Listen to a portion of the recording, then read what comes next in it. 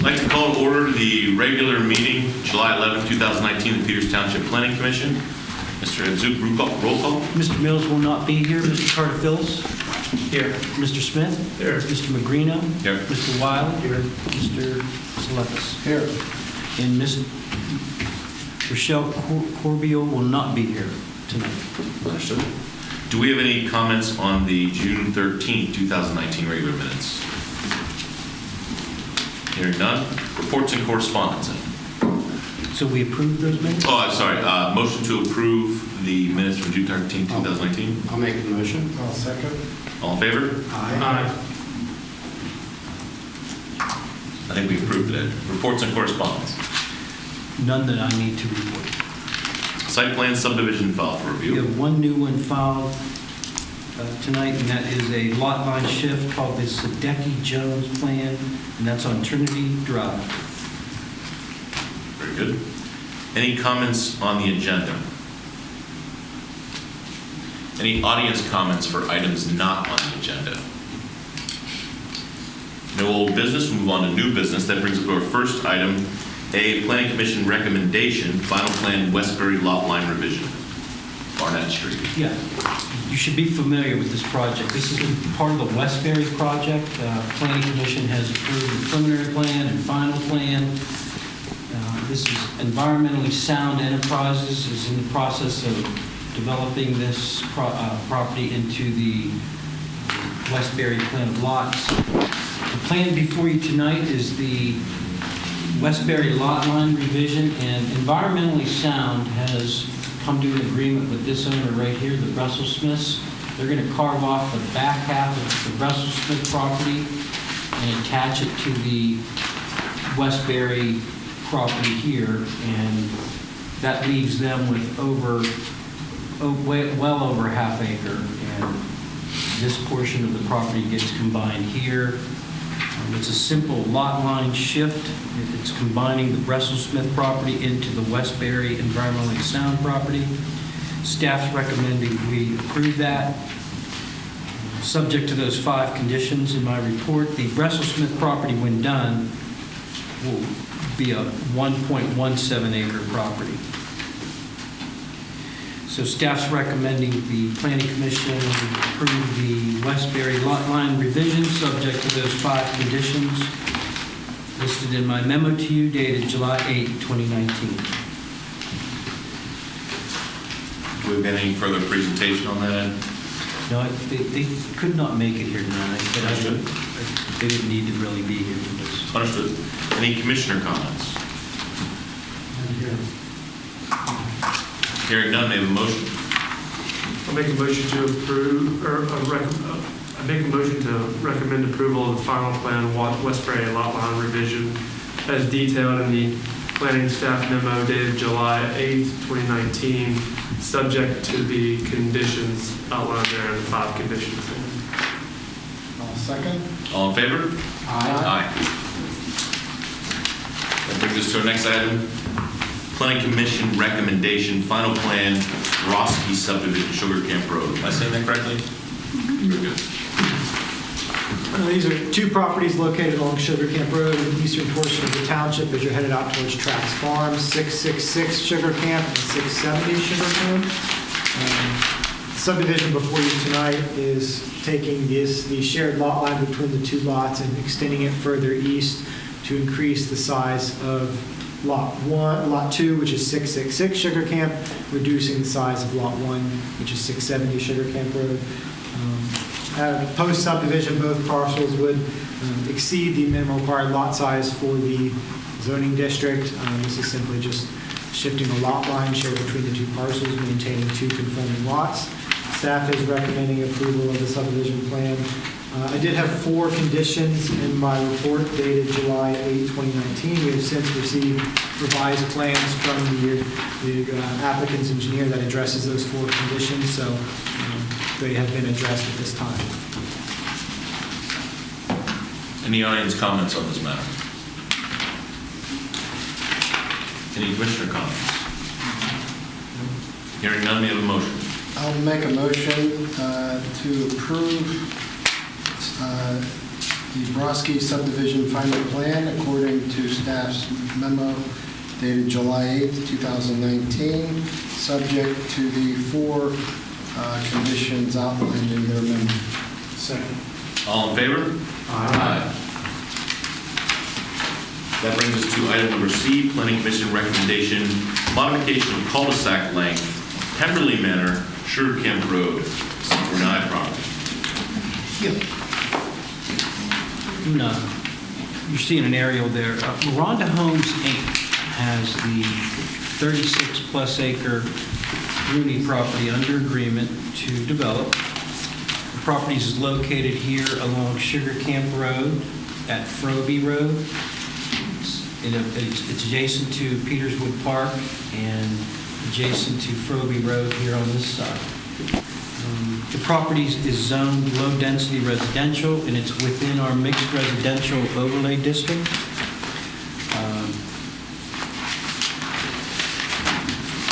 Before I go in tonight,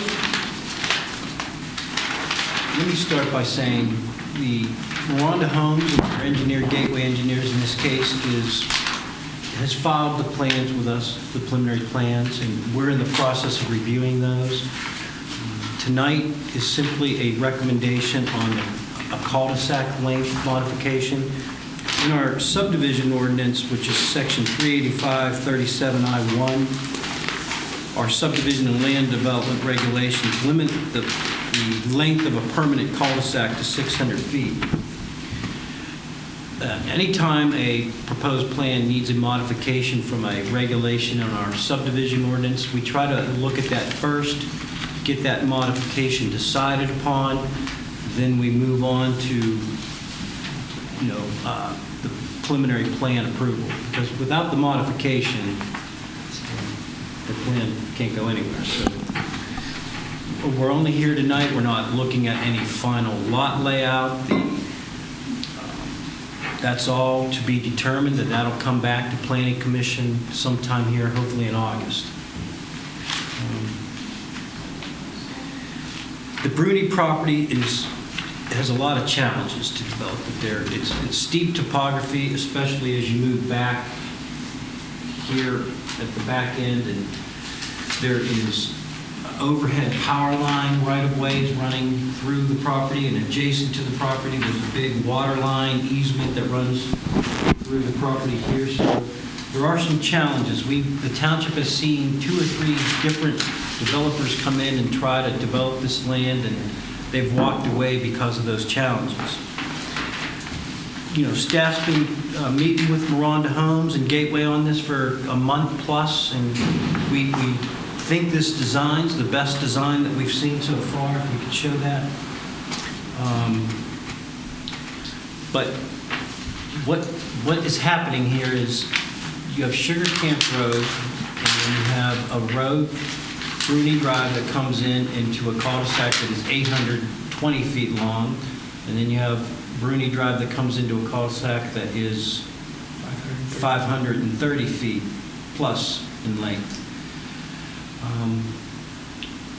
And we can look at this one of 2 ways. The cul-de-sac length can be from here to here, which is 1,700 plus feet. Or, we can look at it from here, which this cul-de-sac here is 820 feet in length. But no matter what, it needs a modification to the 600 foot.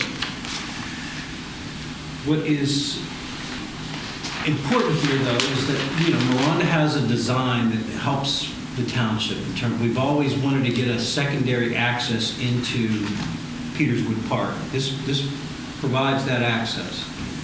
So, we're comfortable recommending that we grant the modification on the cul-de-sac lane. And that access is guaranteed? That access will be guaranteed. Yep. Because this Bruni Drive will become a public road, at least up to this point. And as we think about it, if this plan moves forward and the township grants these modifications, this from Pemberley Court up will be like a private driveway. We probably not leave it open all the time. We would gate it and kind of control the access in and out of there. Or, you know, say community days, some big events going on out there, we would probably open it up. But we're still thinking about that and working that out. But it definitely benefits the township because, you know, we've been looking to get that access in for quite some time. In addition to that, they're going to be bringing sanitary sewers up into this area, up along Frobe Road. We built a big new bathroom facility up here in Peterswood Park, and we have it on a holding tank. They're going to be bringing those sewers up to us, and we're going to be able to connect into that public sewer system. In addition to that, there's folks on Frobe Road that, you know, there's several houses along Frobe Road here that are on on-lot systems. This plan will help facilitate bringing public sewer to them, and we'll work with the developer, the Peters Township Sanitary Authority, and we'll make sure that this plan's being designed in a way that will facilitate those folks along Frobe getting access to those public sanitary sewers, as well as other utilities. So staff's comfortable with recommending to Planning Commission that we recommend to council granting them the modification that they need on the cul-de-sac length. And, you know, my memo to you says that we're comfortable with that recommendation as long as Mohawanda Homes Inc. contributes substantially to the construction of Bruni Drive past Pemberley Court. You have in front of you a email that was sent to me today from Robert Mihawk, the president of Mohawanda Homes. Is that the president? President of Midwest. President Midwest of Mohawanda Homes. And he has laid out for you what they're willing to do. So it's in your hands now. Could you just confirm where the property line is? Are there facilities beyond the road extending onto the property line? Would you please also introduce yourself? Yeah, my name's Pat Cooper with Gateway Engineers. This is Michael Seedor. He's the land manager from Miranda Homes. Can we get this? Is that what you have up there now? Okay. We'll put yours up. Okay. So, Mr. Zook gave a good general description of how we got to this point. Just so you know, our first layouts all came off of Sugar Camp Road up around the stream wetland area and down here. And whenever developer, or whenever we lay out a development for residential developer, number one goal is to double load all roads, meaning for every foot of street you construct, on the left you have a residential lot, and on the right you have a residential lot. If you have single loaded, meaning a road that is just has lots on one side of the road, the cost of the road remains the same. The cost has to be spread out on fewer lots. When you have no road or no load on a road, all the cost of that road gets pushed on the other lots. So our initial plans doing this, we had it all double loaded here. It was single loaded getting around here, and then double loaded. It was not the best or most efficient layout, but it was pretty good.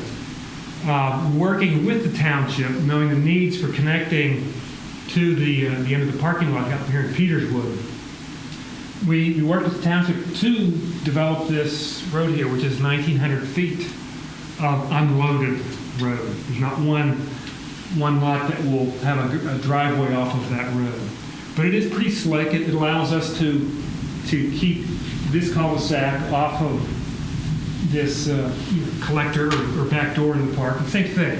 This cul-de-sac here, 800 feet here, keeps it off. And it's going to be a very nice plan. These people are going to be close to the park. They think it's very marketable. But the cost of this extra road unloaded is pretty substantial. So Mr. Mihok here, he summarized what they're willing to offer. And this plan here might help you explain what he's going to do.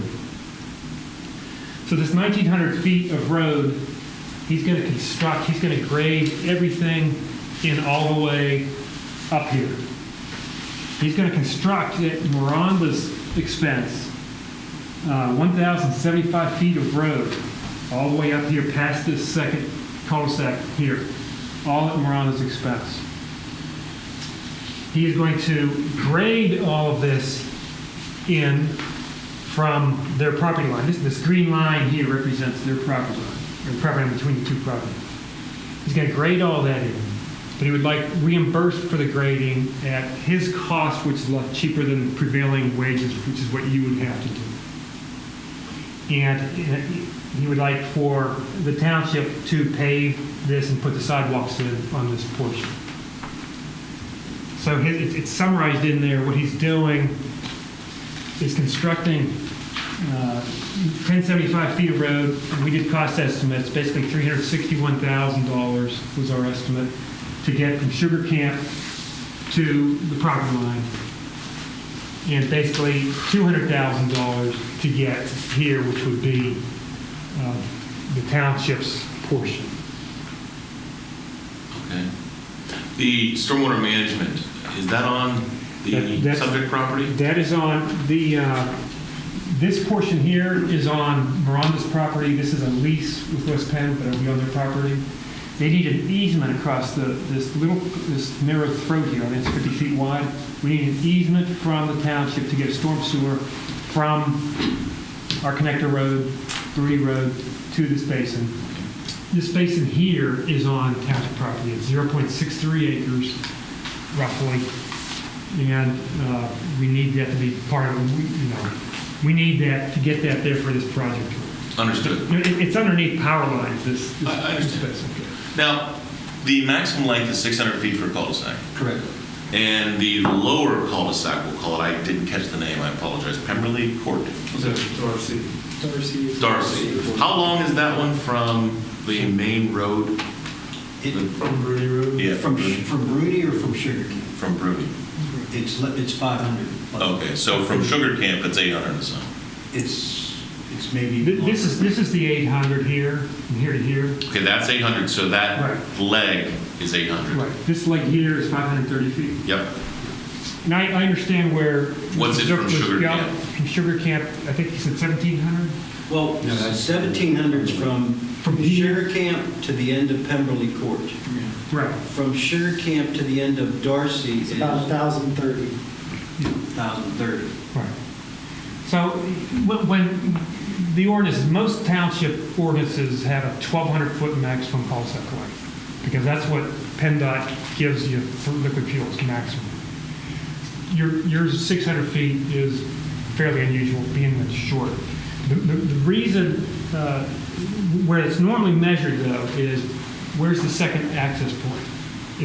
If this is 600 feet long and there's only, if this was 1,700 feet long and there was only one access point, that would certainly be viewed as a 1,700-foot long cul-de-sac. But being that we're going to connect this to here, all the emergency services will have keys to this gate. There would be two entrances in. So That's a good point. I mean, you are installing a cul-de-sac of, a little over 800 feet or so, just use round numbers. It's, what, a third over what the ordinance allows. But if you did not put the connection in on the township property to the ball fields, you'd be almost 3 times over. right. So 3 times the maximum length. So that connection is really, it benefits the township, but it also benefits Sure. the plan for certain. No doubt. So I would hope that would be on the plans, in their pro forma, the township allowing it to occur on their property to benefit the overall plan. I'm not sure as far as paving and grading, that would be up to the township. That's my perspective, but I'm not sure why we would participate in that construction. I think we can allow it, that's my opinion, but participating in it seems to be outside of the You mean financially? financially. Yes. You're saying that should be a developer expense? That's my opinion, yes. The reason why I'm saying that is specifically because the 800 foot is only, 33% of the allowable length cul-de-sac. But in order to attain that, you have to put in that connection, which is a lesser modification than saying, I need something that's 3 times the allowable amount. So you understand what I'm saying? That's kind of my Understood. perspective But on that. at the Just moment. in the decision-making, just keep in mind that 1,900 feet of unloaded road, that burden on 48 lots might kill the project. And it might be why prior people walked, I don't know what their layouts were. Yeah, I haven't seen any prior layouts. I'm not sure. So why is this part blacked out that you're not using that? Is that part of the property? Is that part of Miranda's It's property? not part of the open space plan. It's going to either be absorbed by one lot owner or something in the future, but nothing has to do with this open space submission here. Or the overlay, excuse me, the overlay submission. It's not going to be developed heavily. It's steep topography.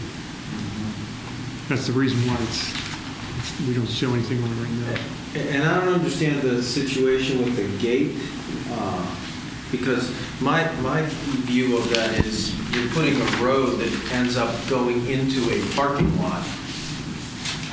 So if that's open, you're driving along and all of a sudden you're in a parking area. That's the reason for the gate.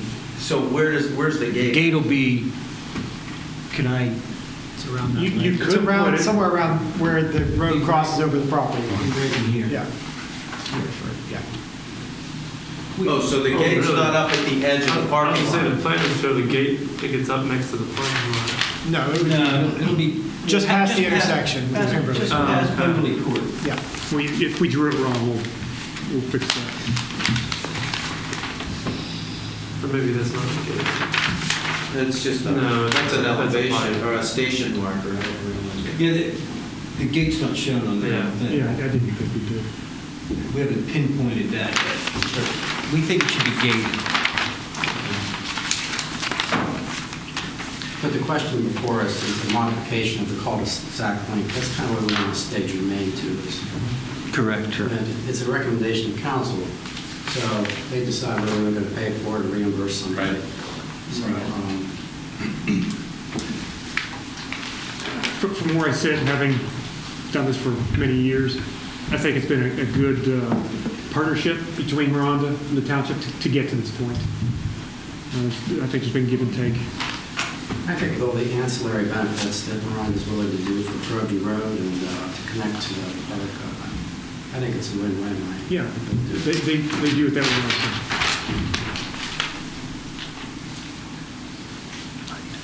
And this adds lots with driveways on Roby? Correct. We'll have, in talking to Ed, we're going to have turnarounds on each lot so they aren't backing on the road. We got a lot of focusing in on that Yeah. to do before, we bring the plan back to you that we're comfortable recommending with those 6, is it 6 lots? Yeah.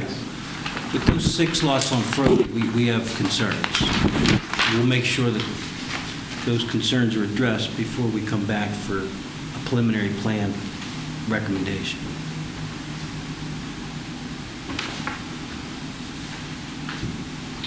The existing parking lot that's in Peterswood Park, is that paved? Is that gravel? Paved. Paved with parking on Both sides? both sides. And the road that's, I guess is that Go to the blue area. or purple, the extension past Pemberley Court onto the township's property, will that equate to the same paved, it'll be a paved road as well? Paved road with sidewalk. Okay. At the specifications, their roadways typically built at. Correct. Yeah, that would Can I just have you step back, Pat? That's where that road would connect to ultimately, is right there and then back down the Sugar Camp. But you see, it's a parking lot here, roadway, and then back into a parking lot, and then that takes you to Meredith Drive. We don't want that open, traffic flying through there with their games going on, with kids in the parking lot. There's a similar situation by McMurray Elementary into Orchard Highlands, isn't there? Isn't there a gate? There's a gate. That's correct. I've never seen the gate open. Very rarely. Ed, can you talk about the 600-foot length a little bit? What? Well, Why- why was that it comes from, decided it's an for- old rule that comes from the firemen, used to only carry 600 feet of fire hose on their truck. You know, it's an old rule. But it, you know, we've looked at it, we still like it at that, you know. Yeah. So, you know. But, you know, over the years, we have granted some modifications to that. Yeah, recently. The one Yeah, a over- couple recently. Yeah, the one over in, it's in plan, Oh, Hamlet 7. yeah. Hamlet 7. That's correct. I think, you know, it comes down to, they're asking for an easement from us. They're asking, you know, to use part of the township park property to put a stormwater management facility on. They are building 70+% of the road Yes. at their And expense. we're also, we're Dedicate- dedicating 1.13 acres as well. To the township, to Peterswood Park. You know, their I position is, think it's a good plan. It is.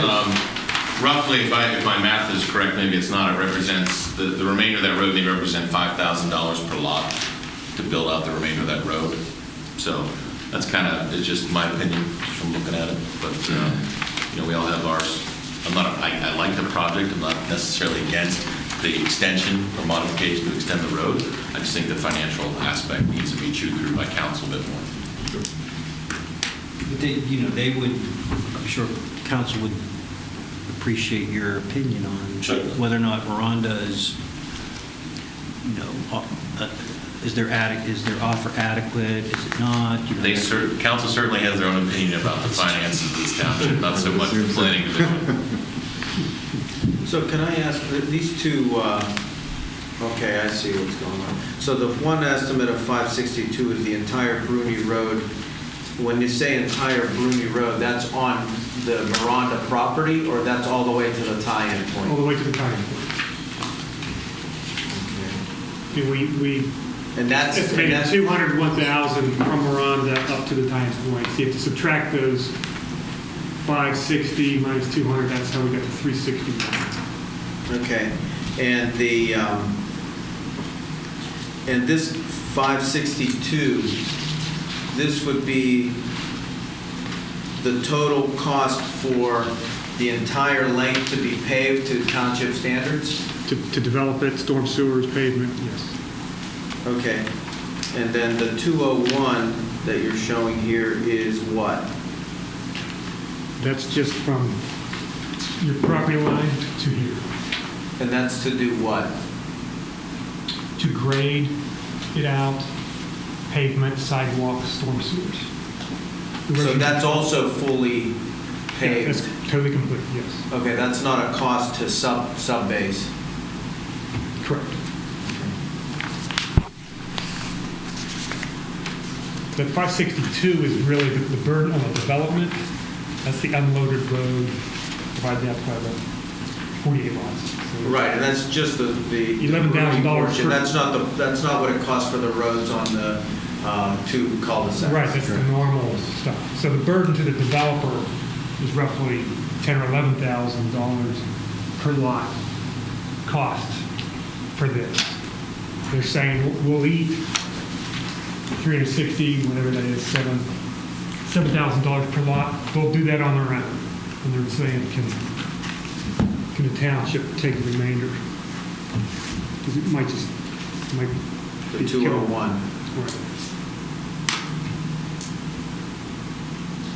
Okay, so that's where you were saying that it'll be done, so the developer will complete the road completely paved all the way. So it will be a completely paved road all the way, because you were talking about Well, it's- grading and fully grading Yeah, and then there's stopping. There's two ways of doing it. Either they can grade it out and let the township pave it and do the sidewalks, or there can be some negotiation. They can do the whole thing, you can reimburse them for the whole thing, maybe. I don't know.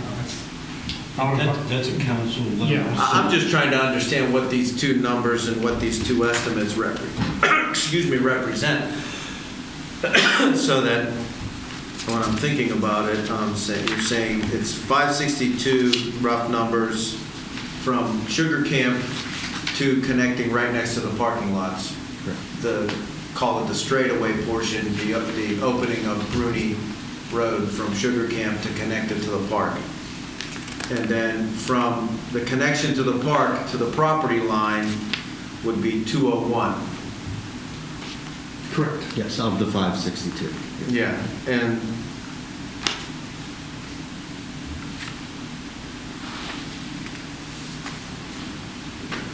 the only thing that's there in that cost summary is the variable costs that are just continuing. There's no mobilization and none of that, none of those costs included in any of that. We didn't mention, Mike, what generally the range of cost for these products you're selling here? Do you have that? Well, because we're doing the two products in the community. We're going to do patio homes on sorry, what's this road? Darcy, and then we're going to do single-family homes over here. We're going to do our presidential series of their single-family homes. Those are going to be in the $475,000 to $650,000 range. Patio homes are going to be a little cheaper at the $350,000 to $450,000 range. Those will be, first floor, master bedrooms, things along those lines. And then the single families will also be on Froby Road as well. I actually brought some handouts if you guys want to take a look at our product, just get an idea of, I think we'll definitely look at it. That'll be nice. That'll be Okay, nice. sure. Yeah. Yeah, absolutely. So we just want to focus on what. Yeah, do we have anyone else from the audience who would like to speak? Okay. My opinion, I think that a 800-foot cul-de-sac, I'm not opposed to. I think that makes sense given our ordinance. The 1,700-foot cul-de-sac, I'm not in favor of. Therefore, I think that leg of road is part and parcel to the development, and I think it should be built as such. So that's my 2 cents. But I am open to the modification. I think the finances have to be worked out with council. I think that's not before us today. Could you just add another bullet point to that?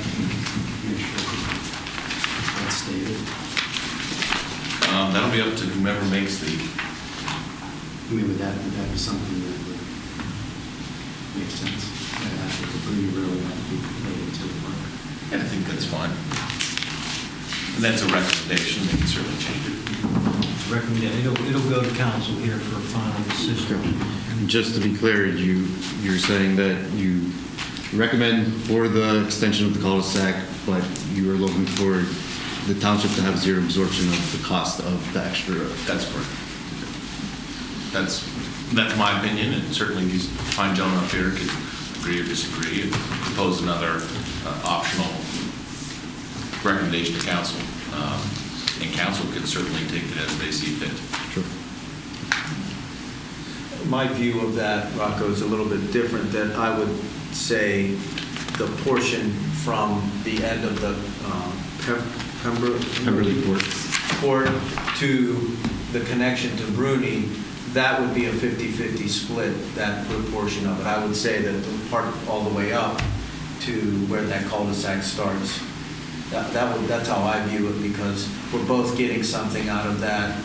It's not just a one-sided thing that's for the developer themselves, but it also connects something that the township has wanted to connect. And that other 201, in my mind, would be a split, that portion, because it's not fully just a benefit to the developer. Yeah, they get to call it a 800-foot cul-de-sac because of that, but. Is it an 800? It was 880? 820. 820? So then perhaps the recommendation would be up to 820 feet cul-de-sac. That way we can ensure that we're not getting into a recommendation for a 1,700-foot cul-de-sac. Right. So the recommendation disappears if that connection is not made. We could just say as depicted. I'm not sure if that 820 might be 825. Well, yeah. Okay. Say 830, well, whatever it A is. little bit of buffer. It's hard to measure. Yeah, I would say, we know how to rephrase that. As depicted, 820 plus or minus. Correct. And I think we understand the intent, so we're just clear on that. Absolutely. Yep. Any other? But it's up to Yep. the majority here is. I agree. No, I agree. That's my opinion.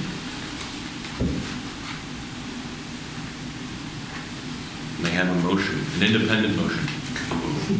I'll make a motion. Yes, sir. Planning Commission recommends the council the modification, to approve the modification of the cul-de-sac length with number one, that Maranda Homes contribute 70% of the construction of Bruni Drive past Pemberley Court. 70% of the cost? Yep.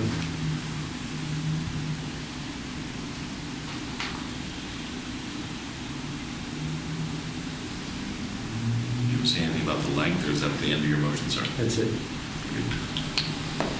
Is there a second for this motion? I'm not sure I clearly understand, Dave. You're recommending that we approve the modification of the cul-de-sac length. Then, The Bruni Drive has to be completed, correct, and Maranda Homes is responsible for 70% of the construction costs. which is estimated to be approximately $201,000. Yeah. That's basically what their email says. Okay, David, can I ask a question? Sure. That's what they're doing now. They are paying for 70% of that cost by taking that road just past Pemberley Court. Is that Correct. That's what they're doing. So you're agreeing with Ron? Okay, gotcha. I'll second. But the remainder to connect to the parking lot would be up to council to either agree to have Miranda as part of their construction completed at cost, as they outlined, or undertake the paving of that road at their own expense through a contractor of their choice. Correct. And I'll amend the motion if somebody wants to add to it, so I'm all ears. You can make a motion to amend the motion. Well, I think, but what you're recommending is exactly what's outlined here. And it'll be up to council, and it was always going to be up to council to They have funds. decide. They have Yeah. funds. So I will second Mr. Wiley's motion. Okay, we'll take a vote. All in favor? Aye. Nay. 4-1? 4-1. Said aye. Appreciate your time. Thank you. Very Be good. back. Yep. Be back. Look forward to seeing you. Did you want to leave this? That brings us to our last item on the new business agenda. Planning Commission recommendation, sign variance, NSS Life, Valley Brook Road. Just another variance for a commercial property that we're going to be taking to the zoning hearing board on July the 16th, when we get in front of the planning commission to provide a recommendation if you chose to do so. The variance is for NSS Life at 351 Valley Brook Road for their freestanding sign. This is the sign as it exists today. The applicant will be coming to the zoning hearing board with two separate variance requests. The first of those two requests would be for a full-color electronic variable message sign. As our ordinance states today, they are permitted to have an electronic variable message sign that exists only in the colors of red or amber. That does not exceed 50% of the sign area. The 50% of sign area is a regulation across all electronic variable message signs. The second of their variances request comes into play with the 50%. Their initial proposal is to have the LED portion of the sign take over more than the 50% of the total sign area, 18 square foot out of a total of 24 square feet.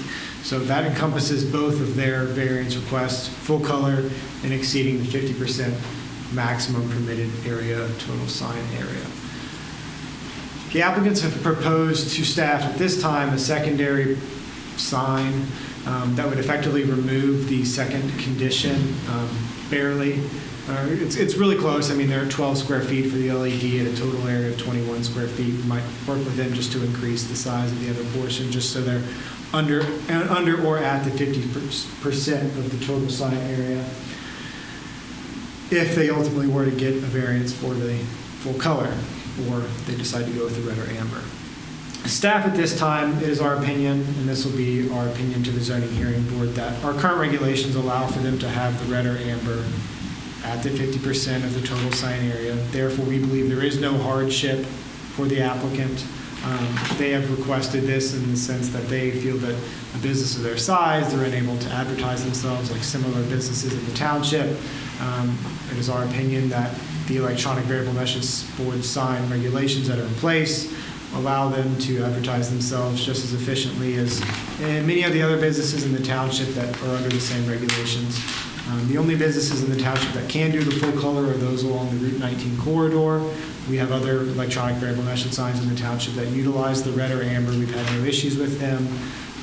So it is our opinion that there is no hardship in this case, and that our current ordinances allow for them to advertise themselves efficiently and effectively. And that's the condition we'll be taking, or the opinion we'll be taking to the zoning hearing board on Tuesday night. Anyone from the audience like to speak on this? I didn't even know. If you would like to come up, please introduce yourself, sir. My name is Joseph Hill. I'm the sign company working on this project.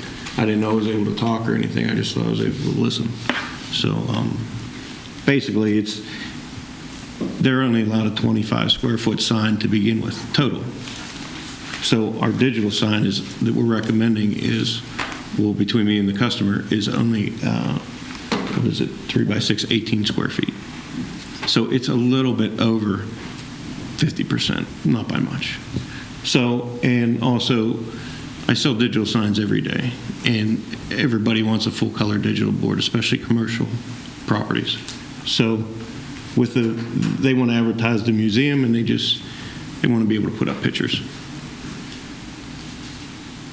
We would follow the ordinance as it follows for the time limitations that they have for how the digital runs. That's no problem. No flashing, no animation, no scrolling, nothing like that. Can you explain what part of the sign, what is that in the middle? I can't tell what that is. That is the middle of the sign? It's hard to see through the projector. So I'm pushing, what am I pushing? Lasers on the top. Okay. From that line right there, what you can see right there, it says 1 foot right there. Okay. From this line down to that line would be a digital. That message, visit our museum, would actually be on the electronic display. Okay. And the white bars on either side is also? That's all, yeah, from over here to over here, and from right there down to right there. So the NSS light and the red crest is static? That's a fixed. Gotcha, the stone below it. And then this would be just stone. So what I could do, since it's 3 by 6 is the display size, you can't really take it an inch or two. They come in 1 foot high increments and 2 foot wide widths. So I can't adjust it by a 6-inch or anything. So I could make the top portion actually larger, okay, and go for a variance for a slightly larger sign than 25 square feet, which is allowed, because a 3 by 6 and a 3 by 6 again for the life at the top would be 32 square feet. Do you follow me on that? You're saying that you would request the overall sign be larger, so 50%? From 25, yes, from 25 total to 32 total, so that we could get half and half. That's still a variance? That would still be a variance, correct. We're presenting, typically variances require hardship for the zoning board. I understand. I guess my question is, do we have one? I believe we do, because it's a commercial business that would like to be able to advertise its marketing. And with just red text on a black background, you know, it's a lot of manufacturers are even dropping their single color digital signs because this is the way everybody wants to advertise now. And if you're driving down 19 and you see a full color picture, or you're driving down their street and see a full color picture, I don't really understand all that much difference of why one can't and one can. And I understand it's your ordinance, but most townships that I have either allow them or don't allow them. They don't have, you can have full color, you can only have red. So that's the part that we're trying to, figure out here. I just need to, it was tough to even get our planning commission and council to allow electronic signs, period. Yeah, I understand. You remember that? Yes. Did you do S&P sign for them? Yeah, that was Remember 8 that? years ago or so. Yeah. It was a battle to get colored signs on Route 19, let alone Valley Brook or East McMurray. Gotcha. I was probably the one that was in favor of it 8 years ago. But anyways, getting to this, I'm looking at this from a planner, Yes. not as a zoning the zoning board has certain litmus tests that they go through. For me, I don't think this is a big deal, contrary to what the planning staff has recommended or not recommended to the council. When you're going down that road at, I don't know what the speed limit is, call it 35 maybe. I don't see how half that table, to increase it by half the size of that table, is a big deal. I'm just one of five.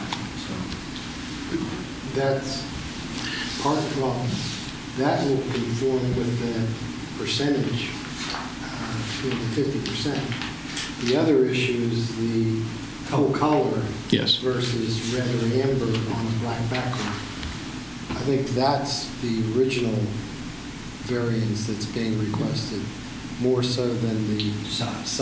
But would you have a problem with seeing a full color on Valley Brook Road? You're accustomed, I'm not sure how many signs are full color on 19. I know there's a billboard.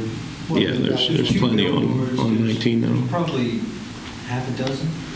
Yeah, I would think there's more than that, because we just did, the funeral home, and we just did the Summit Physical Therapy. So there's 2 right there that's just gone up there in the last S&P 3, 4. floors. S&P floors. There's not a lot, but there are half a dozen plus. But as they trade out their old signage for new signage, they're probably going to go full color. What happened is the price keeps coming down, so they just go like, why, I'm not going to sell a single color anymore, because the price of the full color keeps coming down. Okay. If the zoning hearing board would grant this variance, then, there are signs up and down Valley Brook Road, that everyone's going to come in with color signs. But there's plenty of people on 19, and you just said there was only a dozen. That's true. That's true. So how many people are going to be beating the door down? I'm just saying that it's a full color static picture, no motion, no animation, no scrolling. So you're looking at a pleasant picture of a museum compared to saying, come see our museum in text. The intensity of the light, We follow. is it There's dimmer control. Yes. Once it reaches dark, it drops down to whatever percentage that they say, and the sign is completely controllable. And I totally agree with that ordinance. There's a sign when you get off at 279 to go on McKnight Road. When you go to the bottom of that first dip, there's a sign on the left. If you're going towards Ross Park, it blinds you. Yeah. So that's not controlled correctly. Right. So I totally agree with the ordinance to change that at nighttime, to drop down, because you only need 20% of the sign's illumination to work at night.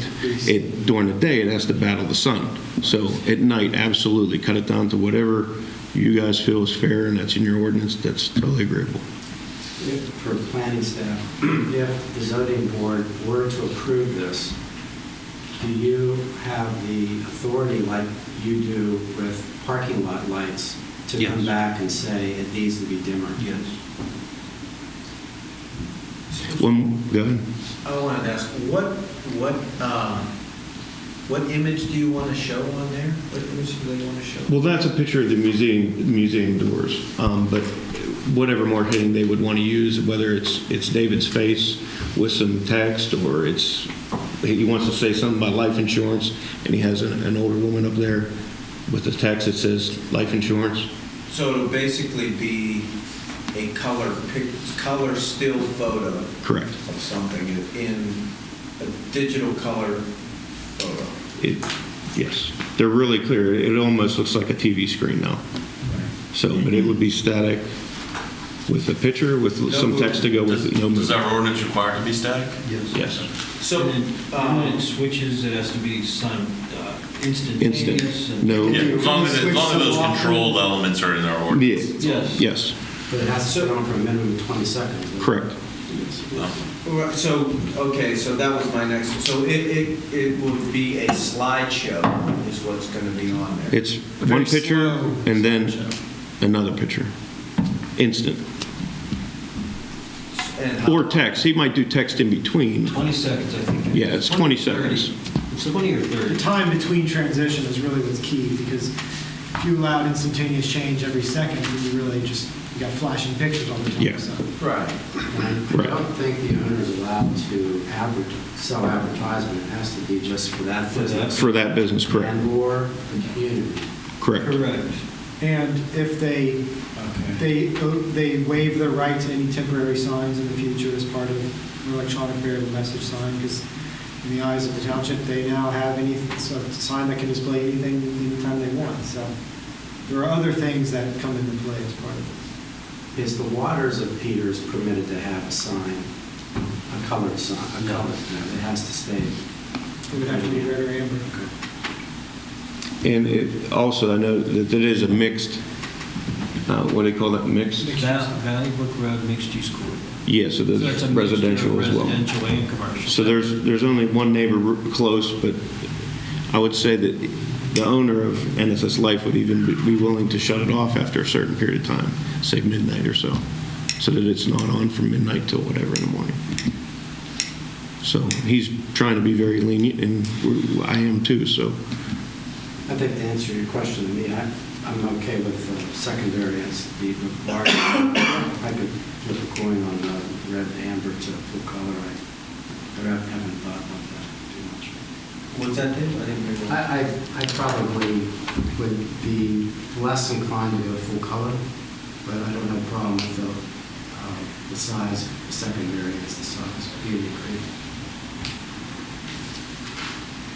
The size increase would accommodate the 50% usage of the sign according to our code.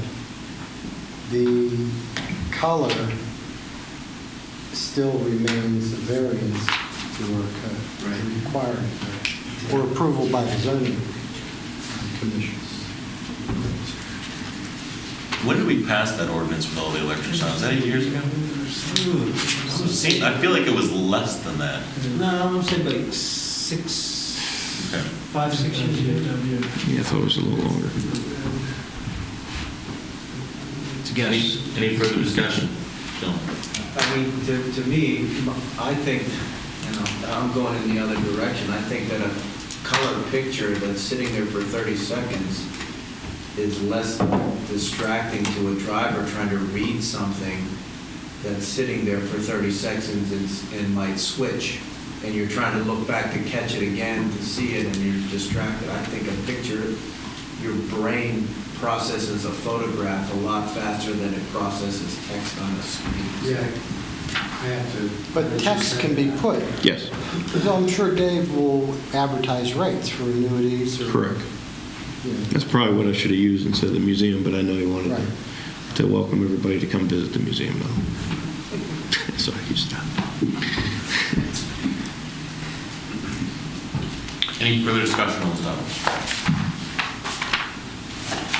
If not, can we have a motion? I'll make a motion that the Planning Commission recommend approval of the variance for the NSS sign as outlined in the memo on July 3rd, 2019, and requested by NSS Line. I'll second that. All in favor? Aye. Nay. No. 3-2. You too.